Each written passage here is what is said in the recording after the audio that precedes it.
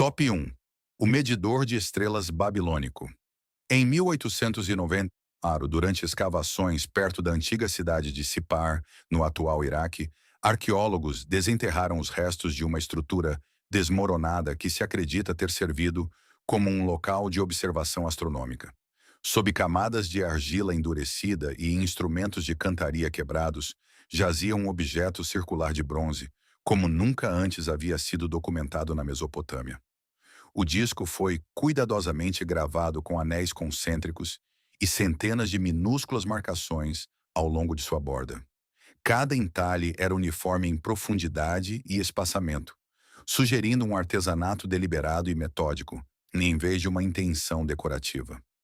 Quando o artefato foi examinado em detalhes, pesquisadores descobriram que o anel externo dividia um círculo completo em 360 unidades primárias, com subdivisões secundárias alcançando menos de um quinto de grau. Reconstruções posteriores mostraram que o desvio máximo nas medições angulares era inferior a 0,2 graus. Este nível de precisão se aproxima das ferramentas modernas de cálculo astronômico, embora o objeto anteceda as lentes ópticas, telescópios e engrenagens mecânicas em muitos séculos.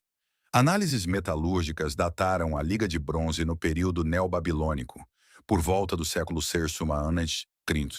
O que intrigou os cientistas não foi a composição em si, mas a estabilidade da superfície. O disco apresentava corrosão mínima, apesar de séculos no solo, o que indica um processo de tratamento direcionado que ainda hoje é pouco compreendido. Ao redor do objeto, encontravam-se fragmentos de tábuas cuneiformes que registravam observações detalhadas dos movimentos planetários. Júpiter e Saturno foram identificados por seus nomes babilônicos tradicionais, enquanto Vênus foi descrita por sua posição mutável ao amanhecer e ao anoitecer. Uma tábua descrevia um procedimento no qual o observador era instruído a girar o disco por um número definido de marcações quando Vênus aparecesse a uma certa altura acima do horizonte.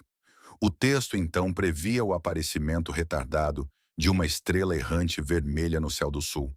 Em comparação com simulações astronômicas modernas, a sequência descrita correspondia a padrões conhecidos de movimento retrógrado. Isso sugere que o disco não era simbólico, mas funcional. Ele servia como um instrumento calibrado, capaz de rastrear ciclos celestes previsíveis.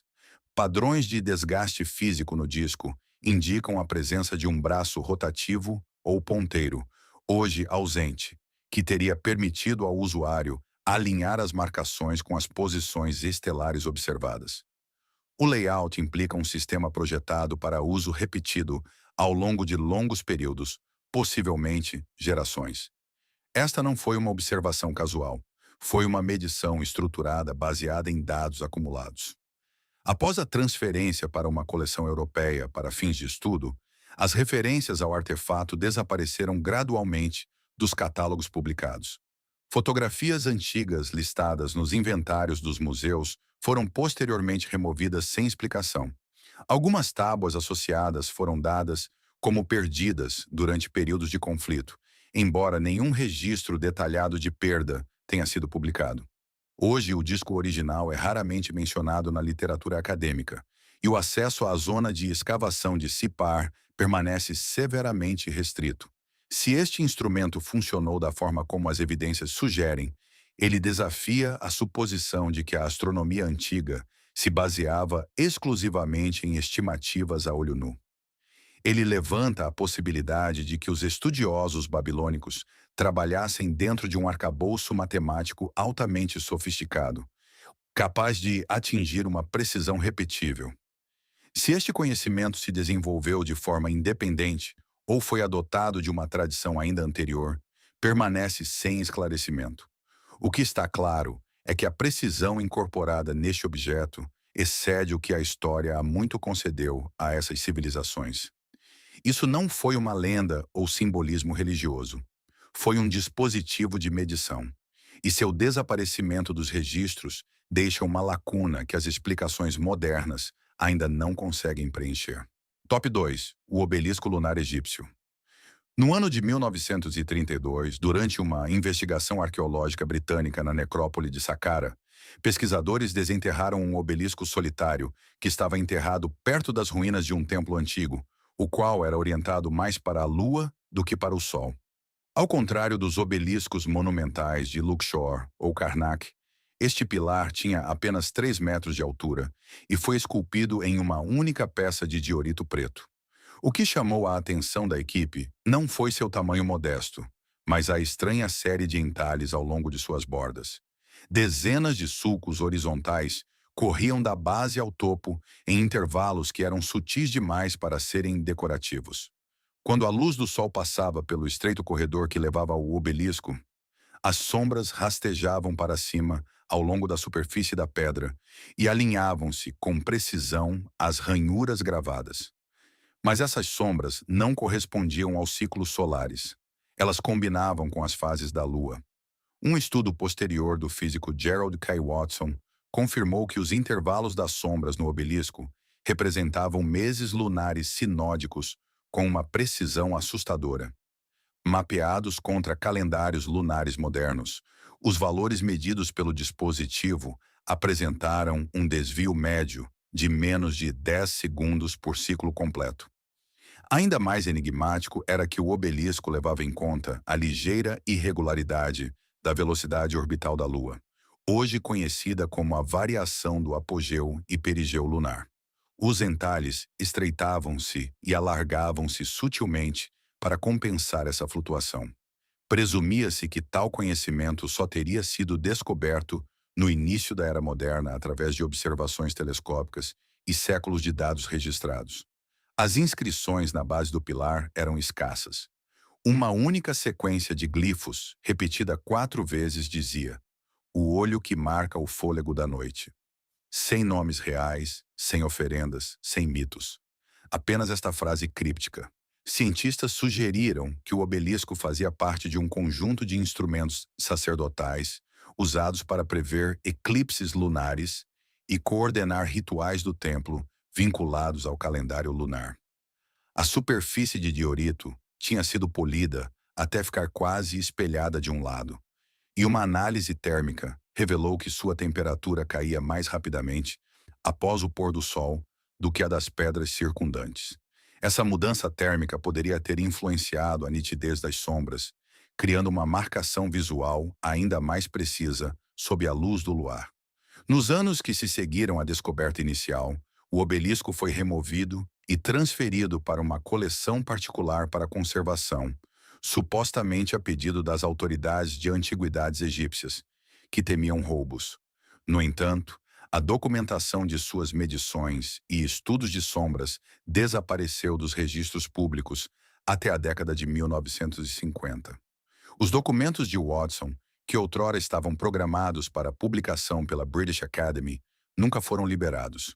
Pedidos para uma nova inspeção do objeto foram negados com a alegação de falta de documentação que comprovasse sua importância. A vala de escavação original foi, entretanto, preenchida e pavimentada como parte de um plano de restauração mais amplo. Se este obelisco foi de fato um rastreador lunar funcional com precisão de segundos, ele desmonta a crença de longa data de que a astronomia do Antigo Egito era estritamente solar. Ele aponta para um sistema de calendário dual que funcionava em plena harmonia, não através de superstição ou simbolismo, mas através de medição rigorosa. Quem o construiu permanece desconhecido. Nos registros do templo não há menção a tal dispositivo. Em nenhum outro lugar foram encontradas estruturas comparáveis. No entanto, seu silêncio ainda fala. Esculpida na pedra estava uma lógica mais antiga que os nossos relógios. E as mãos que o colocaram sabiam como medir o tempo não apenas pela luz do dia, mas pelo fôlego da noite. Top 3. O disco chinês que aponta para o sul. No ano de 1956, durante a escavação de um naufrágio da dinastia Han, que jazia sob a lama no delta do rio Yangtze, uma equipe de arqueólogos marinhos chineses resgatou um disco de bronze corroído que estava guardado em um baú de laca selado. O objeto, com o tamanho aproximado da palma de uma mão humana, não apresentava características decorativas ou caligrafias.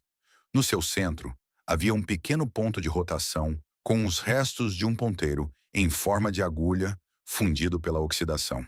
O que inicialmente parecia ser uma curiosidade de navegação tomou um rumo estranho quando metalúrgicos determinaram que o disco fora fundido com uma mistura única de magnetita e ferro, que mantinha sua polaridade magnética muito além da vida útil da pedra-ímã natural.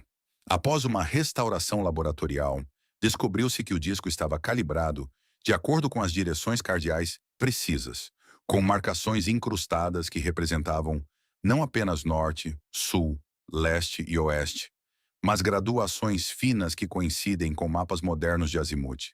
Sua característica mais incomum era uma série de minúsculas cavidades que formavam um padrão espiral, visível apenas sob luz rasante. Após a reconstrução e montagem, o ponteiro, mesmo em seu estado danificado, começou a se alinhar firmemente com o sul magnético. Este comportamento correspondia a descrições de textos chineses antigos que falavam de uma colher que aponta para o sul, usada na navegação, mas até esta descoberta, tais referências eram consideradas simbólicas ou cerimoniais. Registros históricos do período dos estados combatentes mencionam um Jinan-gen, um instrumento direcional usado durante campanhas militares. No entanto, não haviam restado exemplares físicos que pudessem ter sido verificados. O disco resgatado, cuja datação por radiocarbono aponta para cerca de 200 a.C., parecia cumprir esse papel com funcionalidade prática. Testes revelaram que o ponteiro mantinha o alinhamento com campos magnéticos, mesmo sob condições simuladas em tanques modernos de mar aberto. Ele poderia guiar navios ao longo da costa sem depender da posição do Sol ou de marcos terrestres. Contudo, as capacidades do disco não terminavam aqui. Em sua borda estava embutida uma sequência de entalhes angulares que correspondiam à declinação do campo magnético terrestre, como teria existido na época de sua criação. Isso sugere que seus construtores não apenas compreendiam o magnetismo, mas também rastreavam sua variabilidade geográfica ao longo do tempo. A implicação era extraordinária. O mapeamento da declinação magnética é um conceito que só foi plenamente desenvolvido no século XVI. Após a análise do disco, ele foi silenciosamente transferido para os arquivos de um museu nacional e classificado como patrimônio cultural de alta sensibilidade. O acesso foi restrito e pedidos de pesquisadores estrangeiros para estudos de replicação foram negados. Uma exposição pública não ocorreu. Referências científicas ao disco cessaram após 1962. Um relatório interno da equipe de arqueologia surgiu anos depois, sugerindo que haviam encontrado fragmentos semelhantes em outros locais do rio, mas que estes foram enterrados novamente por ordem estatal e permaneceram não documentados. Se este artefato serviu de fato como um bússola funcional com ajustes para o desvio magnético, ele precede a bússola europeia em mais de um milênio e redefine o cronograma da navegação tecnológica. A noção de que navegadores chineses atravessavam vastas águas com tais instrumentos ganha novo peso. Também levanta uma questão perturbadora. Quem percebeu primeiro que a Terra tem um batimento cardíaco magnético que poderia ser medido e rastreado? E por que esse conhecimento, assim que foi encontrado, desapareceu tão rapidamente sob a superfície? Top 4. O calibrador gravitacional grego. No ano de 1901, em uma encosta remota nos arredores das ruínas da antiga Epidauro, no sul da Grécia, um grupo de agricultores locais desenterrou uma placa de mármore que era diferente de todas as outras encontradas na região. À primeira vista, parecia comum, mas em sua superfície estava gravada uma grade de sulcos que formavam uma matriz precisa. No centro da placa, erguia-se um curto poste vertical com restos de anéis de ferro inseridos em diferentes alturas. Quando os arqueólogos chegaram, assumiram inicialmente que a estrutura fizesse parte de um relógio de sol ou de um altar ritual. No entanto, uma inspeção mais detalhada revelou um propósito diferente. O alinhamento do poste era preciso demais para ser de natureza religiosa.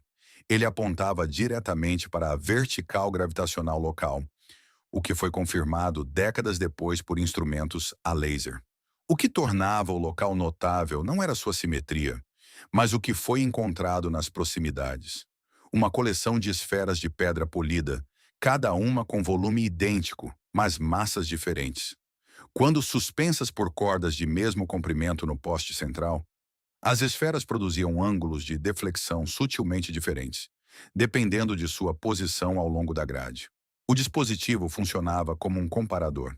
Ele media a variação da gravidade local ao observar como cada peso reagia a mínimas diferenças na inclinação e orientação.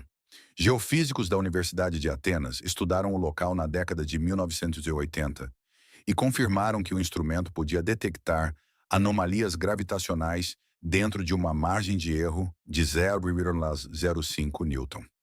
A paisagem circundante apresentava, como se descobriu, uma significativa linha de falha subterrânea e uma concentração de depósitos de minério magnético. O antigo calibrador, fosse por acaso ou intenção, fora erguido diretamente sobre este cruzamento. Ele permitia aos seus usuários mapear o puxão sutil da massa terrestre sobre diferentes materiais. Tais medições exigiam não apenas poder de observação, mas uma compreensão matemática de força, torque e distribuição de massa. Aos gregos, através de figuras como Arquimedes, foi atribuída por muito tempo apenas uma física rudimentar. Mas este dispositivo apontava para algo mais profundo. Ele implicava experimentos práticos com o comportamento gravitacional séculos antes da teoria newtoniana. Em uma conferência em 1993, um físico apresentou um modelo do calibrador como ferramenta de ensino e sugeriu que ele pudesse ter sido usado em ambientes acadêmicos primitivos. No prazo de 1 ano, o local foi fechado para visitantes sob o pretexto da preservação de mosaicos próximos. Os fundos para novas escavações foram cancelados. A placa de mármore foi levada para o depósito de um museu e nunca foi exibida publicamente. Cientistas que haviam publicado análises iniciais da estrutura pararam de mencioná-la em trabalhos futuros.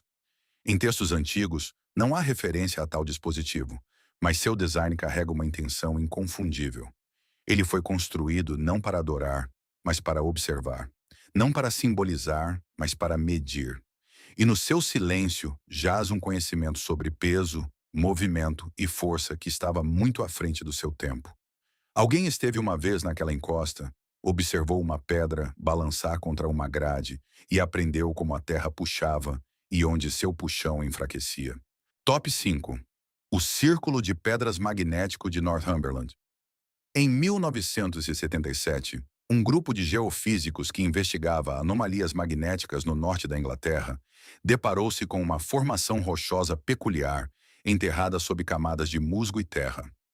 Localizada em um vale isolado perto da aldeia de Elsdon, a estrutura formava um círculo quase perfeito de pedras erguidas, cada uma com cerca de 2 metros de altura. À primeira vista, assemelhava-se aos muitos enges neolíticos espalhados por toda a Grã-Bretanha. No entanto, este círculo nunca havia sido registrado, e os instrumentos que a equipe carregava começaram a apresentar mau funcionamento no momento em que entraram no interior de seu perímetro. Agulhas de bússola giravam descontroladamente. Magnetômetros exibiam valores oscilantes a cada poucos segundos. Até relógios analógicos começaram a atrasar ou pararam completamente quando colocados sobre a pedra central. Suspeitando de uma causa natural, a equipe coletou amostras de núcleo e descobriu algo inesperado. Cada pedra continha traços significativos de magnetita e hematita, que estavam alinhadas de tal forma que concentravam o fluxo magnético local para o centro do círculo. Isso não foi uma deposição aleatória de pedras. O material vinha de pedreiras a quilômetros de distância, conhecidas por possuírem altas concentrações de minerais magnéticos. Análises posteriores revelaram que as pedras haviam sido posicionadas para corresponder à declinação magnética local, como teria existido por volta de 2500 a.C.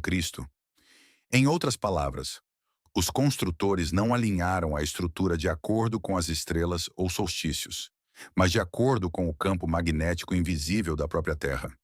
Nem ferramentas, nem textos desta era sugerem que tal conhecimento existisse, mas a precisão do alinhamento deixava pouco espaço para coincidências. Testes acústicos revelaram que certos tons, quando tocados dentro do círculo, criavam ondas estacionárias que pareciam interagir com a distorção magnética. Um pesquisador experimentou tonturas e náuseas após apenas 15 minutos dentro da formação. Outros relataram breves alucinações auditivas ou desorientação. Um experimento controlado com ratos de laboratório mostrou reações de estresse elevadas quando confinados dentro do campo, mesmo sem estímulos visíveis. Quando a descoberta foi publicada no ano seguinte em uma revista científica especializada, a reação foi imediata. O local foi interditado pelo Ministério do Meio Ambiente para novas investigações. O acesso foi proibido sob a designação de Zona de Proteção Arqueológica, e todos os equipamentos magnéticos usados no local foram confiscados para verificação de calibração. O relatório original foi posteriormente removido dos arquivos digitais e referências posteriores ao círculo foram silenciosamente omitidas em pareceres arqueológicos da região. A que propósito servia tal estrutura? Seria um antigo observatório para o comportamento magnético da Terra ou um espaço deliberadamente construído para interagir com a percepção biológica? A noção de que culturas neolíticas podiam detectar e manipular campos geomagnéticos é considerada implausível pelos padrões modernos. No entanto, a evidência está na pedra, fria, alinhada e zumbindo silenciosamente com uma força invisível. Se os nossos antepassados sabiam como sentir o pulso da própria Terra, então a fronteira entre ritual e ciência talvez seja muito mais tênue do que a história jamais permitiu. Top 6. O relógio de água Harapano. No ano de 1926, durante as escavações no sítio do Vale do Indo, de Lothal, no atual Gujarat, Índia, arqueólogos descobriram uma câmara retangular esculpida no chão de pedra de um edifício que se acredita ter sido um complexo administrativo. Nesta câmara havia uma série de bacias de cerâmica polida, dispostas em um padrão estritamente linear e posicionadas sob um canal estreito que deixava a água gotejar a uma taxa constante. Embora tenham sido originalmente catalogadas como vasos rituais, a geometria da montagem levantou questões. Cada bacia tinha um minúsculo orifício no fundo, precisamente centrado e uniforme em diâmetro. Em testes com fluxo de água controlado, as bacias enchiam e esvaziavam em intervalos perfeitamente ritmados. Os pesquisadores logo perceberam que a montagem funcionava como uma clepsidra, um relógio de água, e antecedia dispositivos semelhantes do Egito ou da Babilônia em vários séculos. Mas esta não era apenas uma ferramenta para medir o tempo. Nas paredes internas da câmara, haviam sido gravados sulcos calibrados que, em diferentes momentos do dia e da noite, coincidiam com o nível da água nas bacias. Essas marcações correspondiam a divisões de tempo consistentes, com um ciclo de 24 horas, o que sugere uma compreensão avançada do movimento diário. Outras evidências foram fornecidas por selos e tábuas próximas, com símbolos interpretados como marcações numéricas. O espaçamento entre as bacias permitia um transbordamento em cascata, o que significava que o enchimento de uma bacia disparava a próxima, criando assim um mecanismo de medição de tempo contínuo e passivo. Na prática, o dispositivo poderia ter medido o tempo ao longo de várias horas sem supervisão. Engenheiros modernos estimaram o desvio de tempo do relógio em menos de 1 minuto por hora.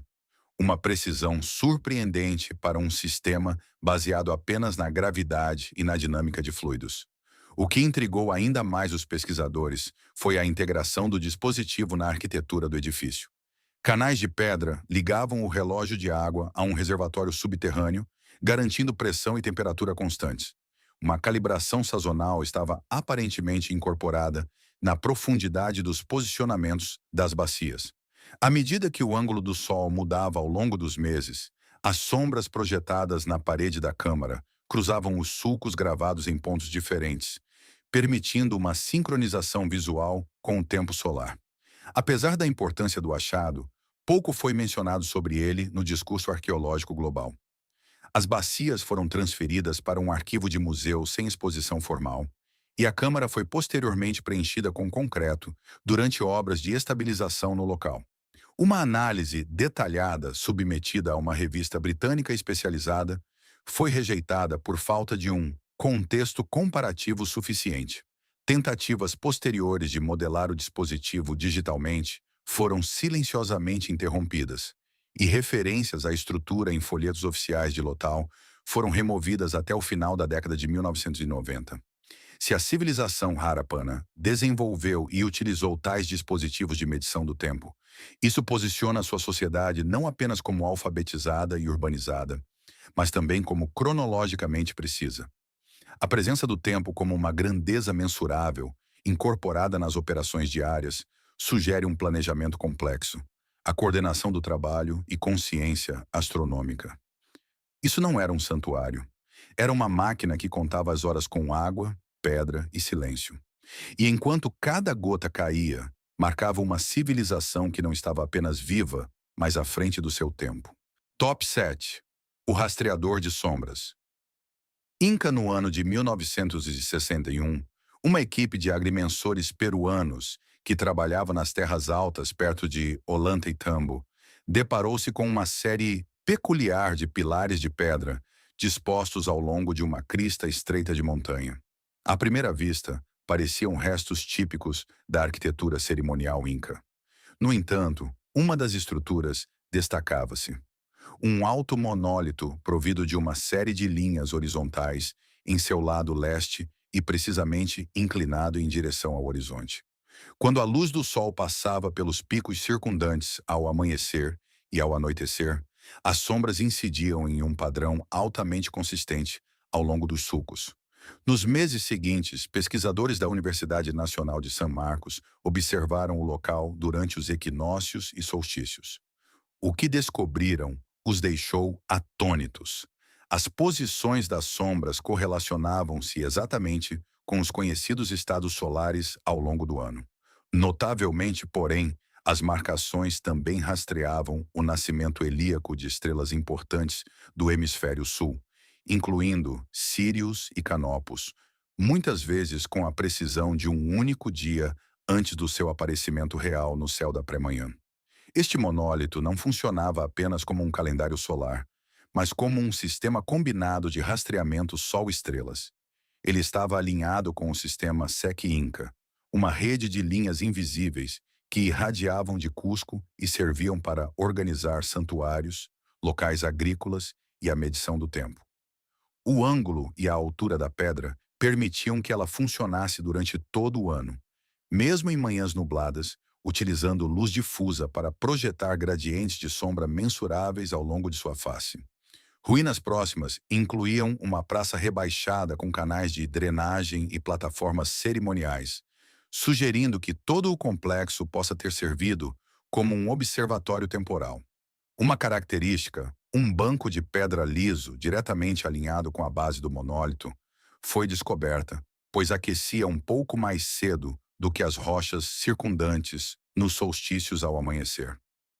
Medições infravermelhas revelaram que ele absorvia e liberava calor em harmonia com eventos solares, servindo talvez como um sinal térmico para o planejamento ritual ou agrícola. A descoberta foi formalmente documentada na década de 1970 em uma série de trabalhos científicos.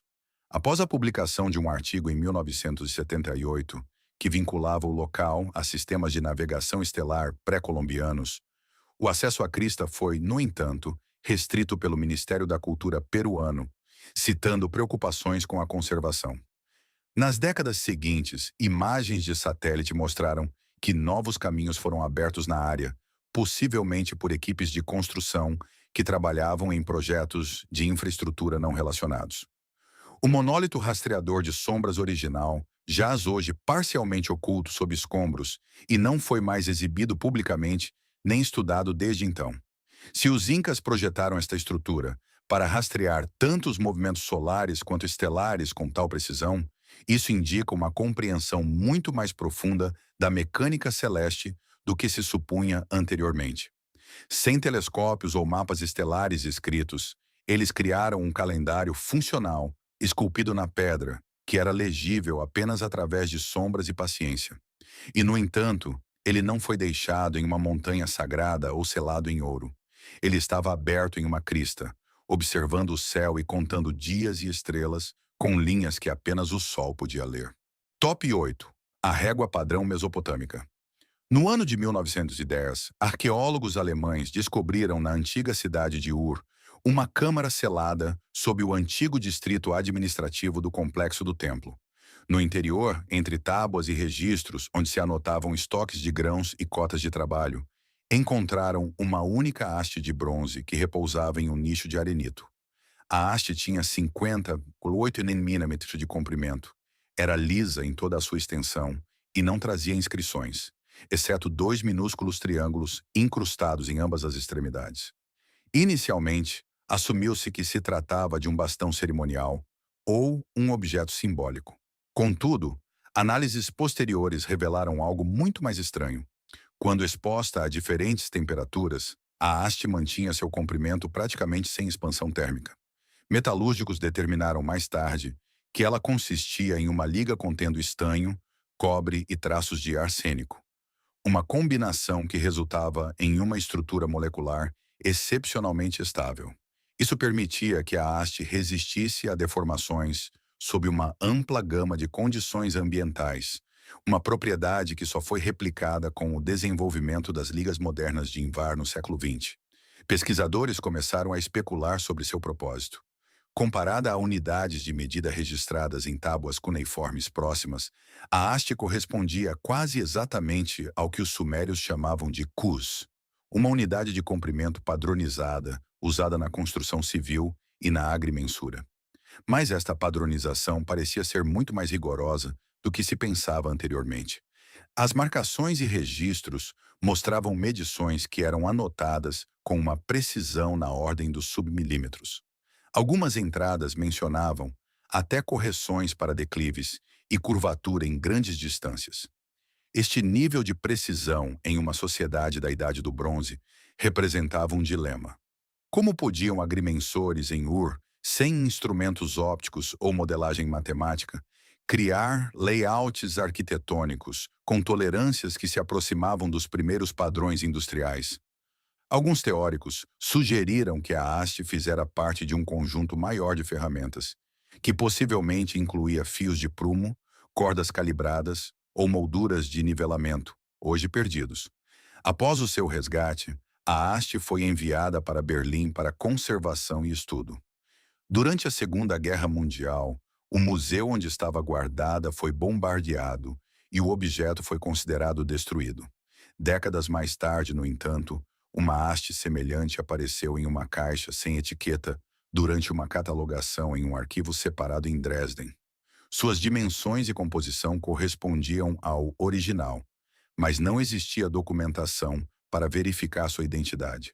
A caixa foi subsequentemente selada e seu conteúdo reclassificado sob acesso restrito.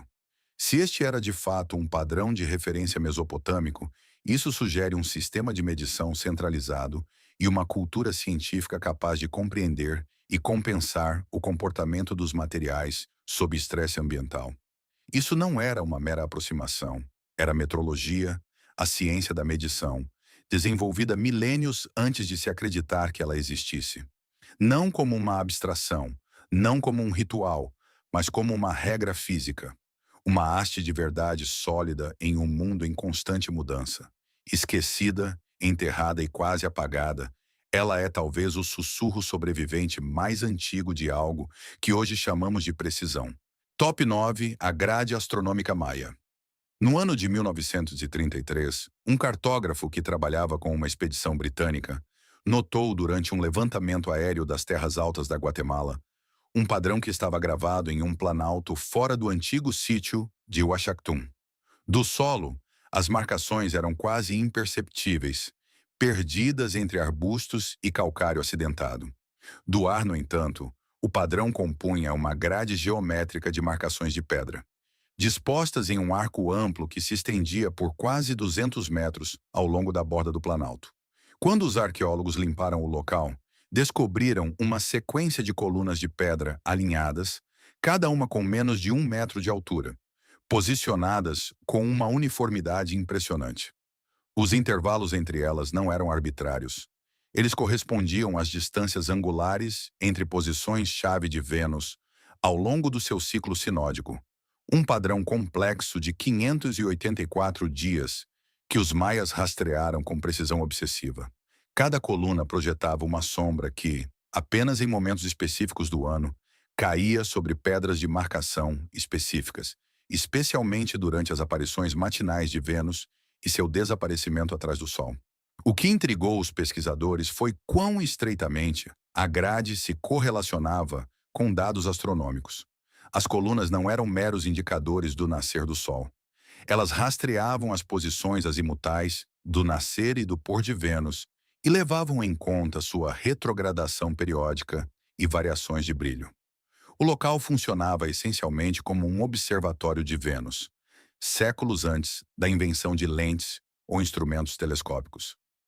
Códices maias, que anteriormente haviam sido descartados como simbólicos, foram reexaminados à luz da descoberta da grade.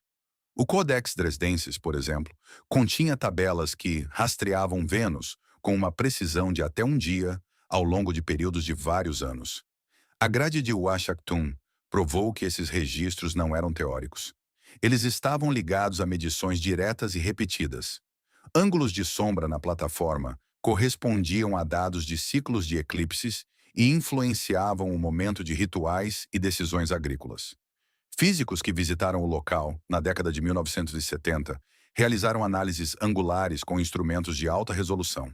Seus resultados confirmaram que as marcações externas da grade compensavam o deslocamento aparente do planeta devido à refração atmosférica. Um fenômeno que até observadores de estrelas modernos precisam corrigir. As implicações eram inquietantes.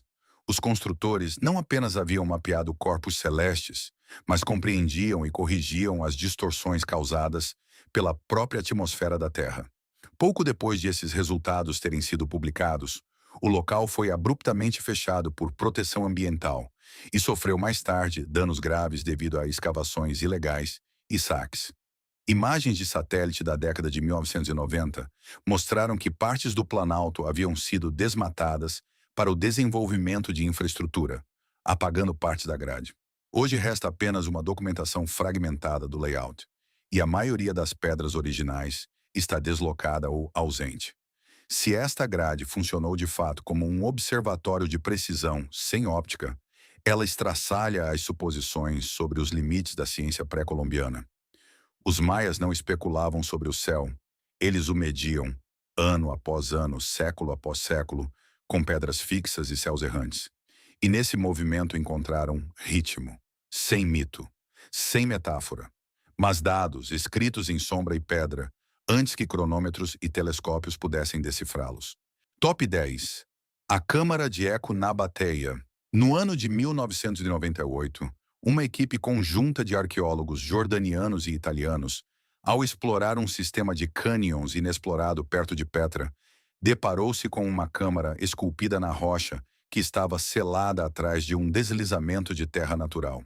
Seu exterior apresentava marcações mínimas, mas no interior, a equipe encontrou uma sala oval precisamente esculpida, cortada diretamente no arenito, cujas paredes exibiam uma suavidade incomum. O que, no entanto, chamou a atenção imediata não foi a geometria da estrutura, mas a sua acústica. Quando um dos membros da equipe falava em voz alta, o eco não retornava após um atraso, mas como um zumbido profundo, como se as próprias paredes vibrassem em resposta. Testes de áudio iniciais revelaram que certas frequências, especialmente aquelas que correspondiam aos registros mais graves da voz humana, ressonavam em ondas estacionárias por toda a câmara. Uma frase sussurrada em uma extremidade tornava-se um murmúrio nítido na outra.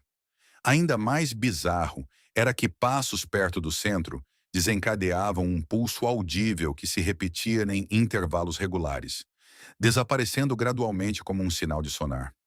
Engenheiros de áudio concluíram mais tarde que a sala fora deliberadamente moldada para amplificar e modular o som em padrões previsíveis, com a energia acústica concentrada em dois pontos focais nas paredes opostas. Fragmentos de pedra na entrada traziam inscrições nabateias, que sugeriam que a câmara fora outrora chamada de Casa do Fôlego. Beduínos locais evitavam a área, referindo-se a ela como o lugar onde as vozes voltam erradas. No interior não foi encontrada iconografia religiosa, nem altares ou símbolos, apenas uma bacia rasa no chão com um canal de drenagem que levava a um poço subterrâneo mais profundo. Quando os geofísicos mapearam as camadas rochosas circundantes, descobriram que o cânion situava-se sobre uma densa concentração de depósitos ricos em magnetita e ferro. Estes minerais criavam flutuações magnéticas sutis que, combinadas com a acústica da câmara, poderiam ter influenciado a percepção humana.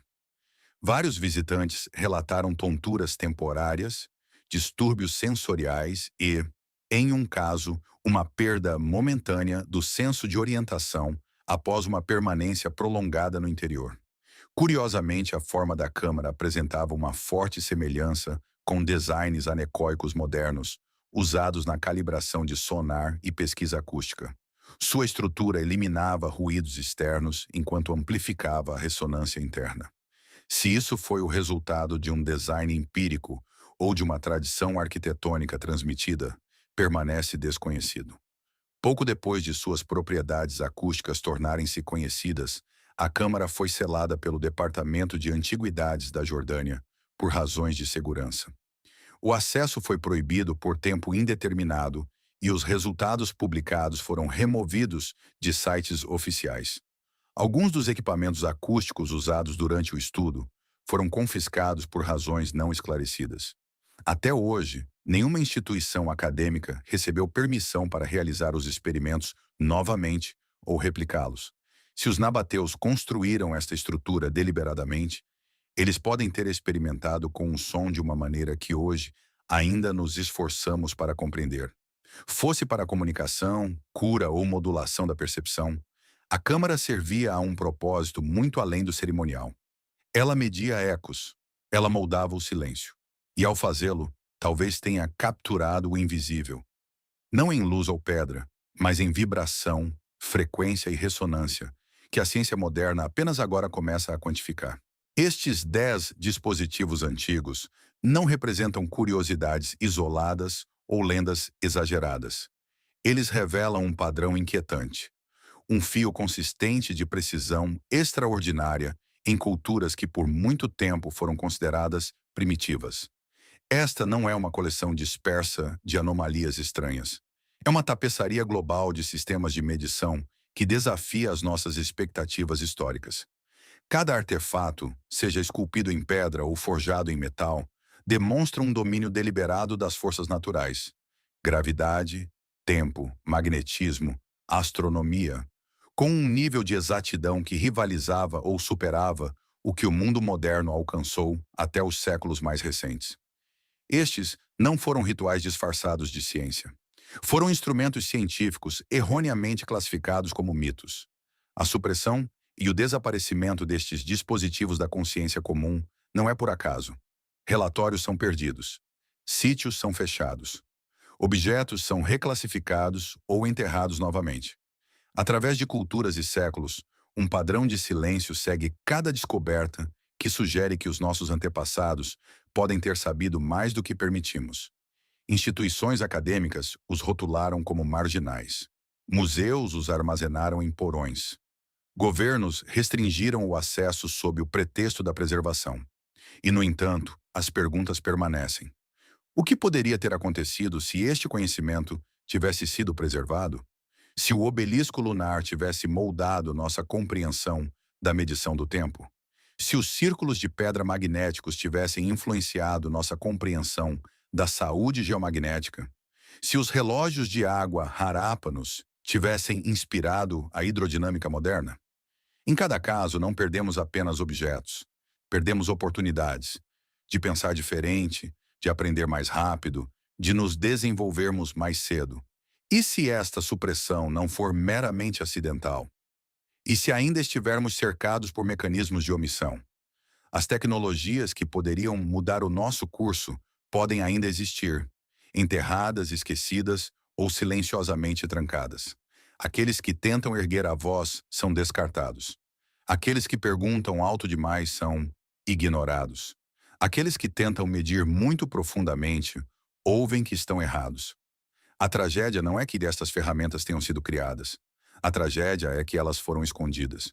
Pois admitir a sua existência significa reescrever nossas suposições sobre o potencial humano. A questão não é mais se tal precisão existiu. A questão é por que nunca deveríamos encontrá-la. Se estes relatos sobre a precisão antiga mudaram a maneira como você percebe a história do nosso mundo, por favor, inscreva-se no canal e dê um like neste vídeo. Estamos trazendo à luz a história que eles tentaram enterrar.